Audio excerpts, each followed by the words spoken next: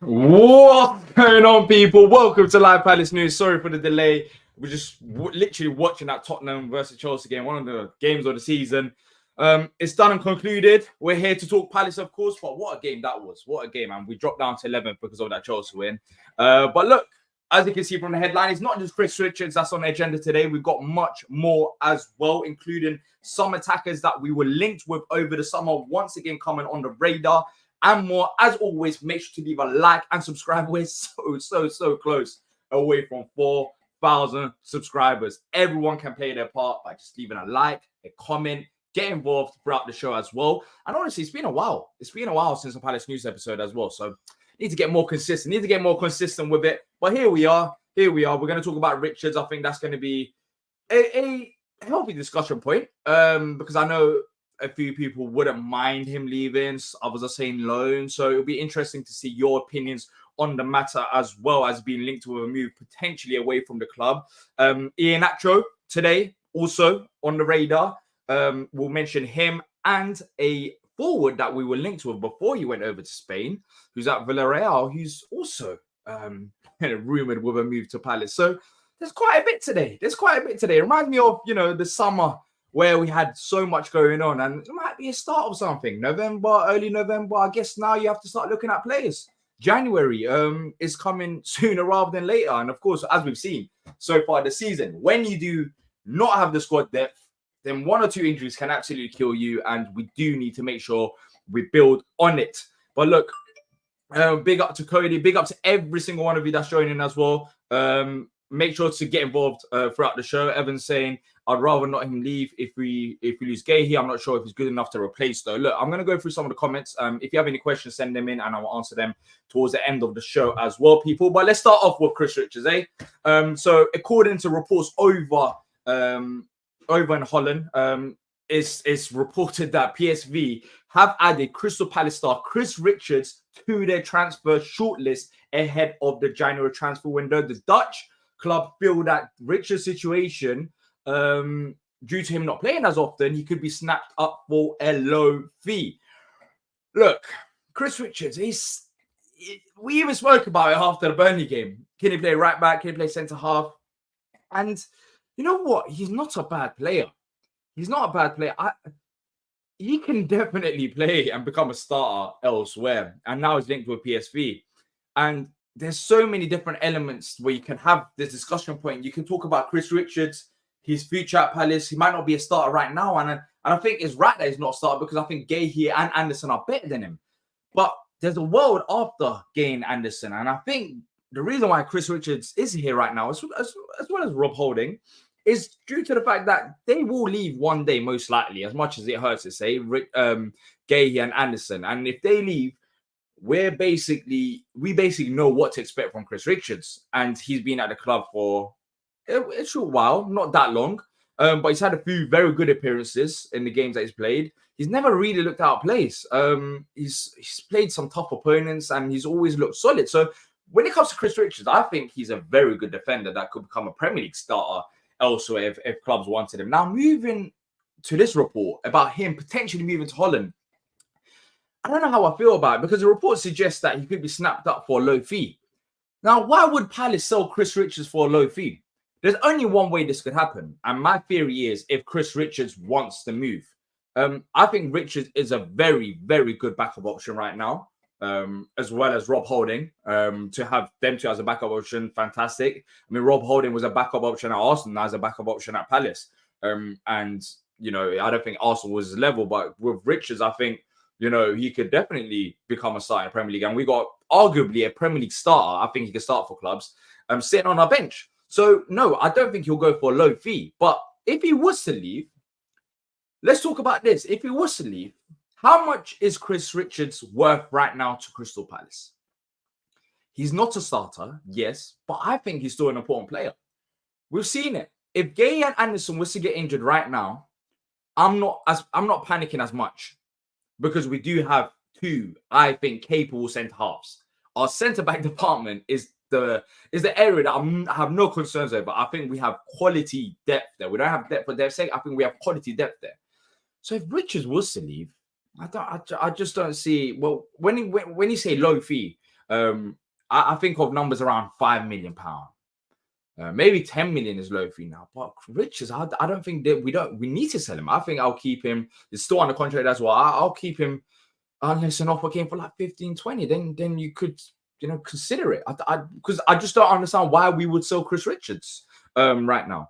But let me go through some of the comments. Let me know as well if you're watching on replay. Leave down your comments in the comment section down below and make sure to leave a like as well. Cody saying if we let Richards go and Gay and Anderson somehow get injured, we'll be in panic mode. 100% agree, Cody. And that's what I'm saying. It's not only just Richards. I think Rob Holding is a very good backup option as well. We have two very, very good backup options that can start for us. Now, I don't understand why we would want to disrupt that. I don't think we would want to disrupt that. But if PSV are serious about getting Chris Richards, then I don't think a low fee should be in the mentions. It shouldn't be low fee and Richards. It shouldn't be in the same sentence because I don't know why we would sell him for a low fee. Maybe they're dreaming, but keep dreaming. Alan saying keep him. Only problem with him is his injury prone. I think that's a fair element to Chris Richards. He has had his fair share of injuries, and maybe if one of Gay and Anderson was to leave, do we think that he could be a reliable option to replace him? I think we would still need to improve in that area, but in a short term or short to medium term, I think Chris Richards could step up. I think he is a capable enough defender to play in the Premier League. So yeah, but the injuries are a concern. As a Dean, you're saying crucial depth shouldn't leave. We should go for Iheanacho if we can. Not Diaz though. He's been awful this season. We'll be talking about both of them players. So you're up to date with your news. Trust me. Cody saying 6 to 8 million. I don't know why would we sell Chris Richards for 6 to 8 million? The squad just gets weaker like that. That's the one area where we're not weak and we've got some quality depth. And I just don't understand why we would want to do that for 6 to 8 million. It just doesn't make any sense to me. If we were to sell Richards, I would want a very good fee. I would like £50 million at least. Because I don't see the point of selling Chris Richards right now. £50 million, then you can have that conversation. I think that's very good money for a backup option. He does have a few injury concerns, but for now, 6 to 8. Why? Because if he was to leave and then we have Anderson and Gahey like potentially out injured, God forbid, then you have Tompkins and Rob Holding. That is just way weaker than having Richards and Rob Holding as well in that category. Chris saying he's trying to bump his wages. Potentially, he's had a few appearances this season, but I don't know if it's warranted a wage rise. I'll say that. Monty saying won't have any players left soon, but we're going to be talking about incomings as well. So, trust me, hopefully we'll have some. Well, Palace are serious and we'll sign a few players in January transfer window as well. What did we pay for him, Alan? You're asking a fantastic question, and I should have probably researched this before I actually started the stream. But I don't think he was anything significant for Chris Richards. I know he joined from Bayern Munich, but that's a very good question. I'm going to try and find out right now. Have we got any link to these? September. So this is coming from Holland, the Chris Richards links. But £8.5 million was the reported fee when we did sign Richards. So if you're going for £8.5 million, if a club offered £15 million, then I think then you can have a healthy conversation. You make a profit off of him. But anything less than that, for me, I don't think we should even go with it because it would just be a headache for the time being, unless we bring in another younger centre half through the ranks. If we did sell him, put the money towards a right back. I mean, 100%. I really want to see right back links sooner rather than later, but I just don't see it happening in January because of still having Klein and Joe Ward under contract. It has to happen next summer. But today, spoiler alert, we're not going to be talking about right backs because there's no links with right backs. Cody saying, I feel like Roy values Tompkins, which is why I think we'll let him go for cheap. It'll be silly to let Richards go for cheap when Tompkins is going to go next summer in first place. I mean, then you lose two defenders. As much as Roy values Tompkins, it's someone with a bit of sense will realize that Tompkins is very old. He hasn't got the legs for the Premier League. Also, he has his own injury concerns. So, yes, he might value him as a person, as experienced defender. But Richards, sending Richards and saying that we have Tompkins there, I think it will be silly from Roy and the club if we were to do that. But keep sending in your comments about Richards. We're going to talk about other players as well. And let's quickly answer this as well. Bollock saying how long is left in Chris Richards' contract. Let me just try to find that out as well. But he's under contract till 2025. So he's still got a few years left. I mean, we're not even in that concern about his deal running out and him leaving for free. We're still under contract till 2025. We signed him for £8.5 million reportedly. We just don't sell Chris Richards for a low fee. That's how I see it. But if you disagree, let me know. Let's move on to the next player, which both of these players are coming from Team Talk, the links. That's the source. But we'll start off with Iheanacho. So according to Team Talk, Dee and Iheanacho are under the radar for a few clubs to land them in January due to the contract running out, which I think is a significant part of this. Iheanacho has featured 17 times for the Foxes this season, netting 6 times and making 2 assists as well. Leicester have been working hard to tie both of them down to a new deal, but there has been no breakthrough yet. Brentford, Palace, and West Ham interested. Iheanacho. He's been linked with Palace before. I know a few of you did want him to actually join Palace. I know, you're saying just pay up. It didn't happen over the summer.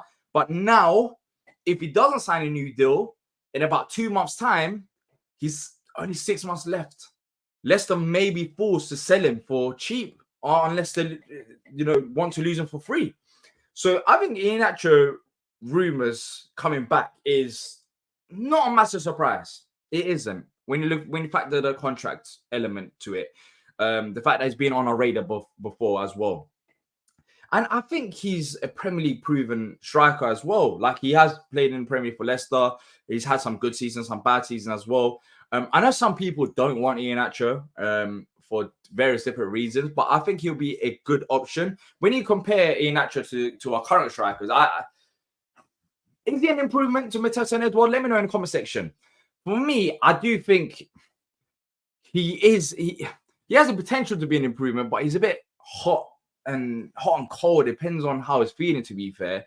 But then again, I think he's a better dribbler on the ball than what Mateta and Edouard could offer, which I think is significant, especially with the link-up play. I know Edouard has improved so far this season with his link-up play, so we can see the importance of that. And it's important to have a striker, just like when we were linked with Nketiah. He's also very good on the ball as well. It's not just about scoring goals; it's about your overall package. And I think Iheanacho does have that. He can, he's actually a technically gifted footballer. But in front of goal, I mean, you do know what you expect. He will score goals, but he's not going to be a striker that's going to come to Palace score 15, 20 goals. I don't think we need a striker to score 15, 20 goals, but there could be other options out there, to be fair, other than Iheanacho. But then again, if the fee is cheap, let's say about £5 to £10 million because his contract is running out, then you don't really miss out. I think it might be worth the gamble if it is a cheap option. And that's why I'm not as shocked, because we know with this club that we do like cheaper deals, and especially with our tight budget. So I think it is realistic. But then again, you add West Ham and Brentford there. Who would Iheanacho want to join? Depends, maybe, I guess, where we are in 2 months' time in the league. Get Edwards from Posh. We were linked with him before. Richard's contract till 2027 says, as Dino. I saw 2025, maybe sign a new deal. But yeah, let me know what you guys think about Richards anyway. So for me, not Richards, Iheanacho. For me, look, if it was to happen, it wouldn't be a major shock. But the fact that he's coming back on the radar today, we're just doing who's on the radar, what names are getting mentioned. The fact that he's coming back, I think it is going to be one to look out for. I will be surprised if his name doesn't get mentioned again, unless he signs a new deal at Leicester. Then, of course, that's a different situation as well. But look, let's talk about the final player today as well, and that is going to be the Villarreal forward Ben Brereton-Diaz, who could return to England in January with several Premier League and Championship clubs interested. He was also linked with us before, and Team Talk doesn't say this, but he was linked with us before. I remember in his Blackburn days, I think, before he moved over to Spain. But so far in the Liga, he has struggled to find his feet. He's made 8 appearances and is yet to find a single goal contribution. No goals, no assists. Therefore, a move back to England could be the best thing for the attacker's career. I mean, look, if we mention Iheanacho and Diaz, and we compare both of them, I would rather go with Iheanacho because I think he's more Premier League proven. We were linked with Diaz before, when before he joined Villarreal, and he's a solid player, smashing it up in the Championship. Didn't have that move to the Premier League, went over to Spain, and he's struggling so far. I'm not saying he's a bad player all of a sudden, but for me, if we have to pick between the two, then I'd rather go for Iheanacho. But then again, the one common thing about these two players, is the fact that I could see a cheaper deal for both of them. There's no players that we've been linked with so far. Well, the two players that makes me think, oh, he might cost too much for Palace. These type of players, it makes sense for Palace to be interested in them in the first place because of the price tag that could be involved. And the Villarreal forward, for example, he could potentially come out on loan for, let's say, till the end of the season. So there could even be a deal there. And if it's a loan move, then you could potentially have him, which we haven't really used the loan market, have we? I mean, we've gone quiet. Ever since the Gallagher situation, we've had a few players that's come out on loan to Palace and they've been fantastic, and we just lost them for absolutely nothing. But it might be an opportunity in the January transfer window, if we don't want to spend that much money, to maybe actually use them loan spaces to try and improve our depth and quality for forwards that are struggling. But for me, if it was just straight transfer, I'd rather pick Iheanacho. That's where I stand with it as well. Palace Hunter says we need to keep defenders. 100% agree. I think selling Chris Richards would be pointless, especially as we bought it for £8.5 million, unless it's something around £15-20 million, which I don't see PSV really paying. I'll be surprised. So yeah, we have to keep our defenders. That's the one area we're good at. So let's not try to ruin something that is actually working. Cody's saying, do you see Hugo Ekitike is out of? Do you think Hugo Ekitike is out of reach for us? I don't think he's out of reach. And I think he was actually linked with us not too long ago, about maybe a week or two ago. Someone mentioned it in a report. But it could potentially pop up, but it hasn't so far, really. There hasn't been any major links to him. We left him late in the summer window. We had basically the whole of summer to get a deal done if we were serious about it, and we decided not to get it done. And here we are, literally still talking about him here. But yeah, I don't think it's out of reach. But then again, do I think it will happen? God knows. I'm not going to even say yes or no, because I don't know his exact situation with PSG and what Palace think of think of him as a player, the transfer fee that could be involved. It's complicated right now. There's no real details. He was linked with us near deadline day. We didn't get him, and it's been quiet since then. Even though one or two people have said that maybe Palace could go for him back in January, go for him again in January, which wouldn't shock me, but yeah, I haven't seen much of him. But look, people, today we're going to do a short one. I just thought we might as well jump on, have a quick recap about everything that's going on. Hopefully, this is like a startup or something a bit more consistent. If there's a bit more Palace news, but as always, if you have enjoyed it, make sure to leave a like, subscribe. Let's hit 4,000 as soon as possible. Leave down your comments in the comment section down below. Helps our algorithm massively as well. Thank you to every single one of you who has watched this. And until next time, up the Palace.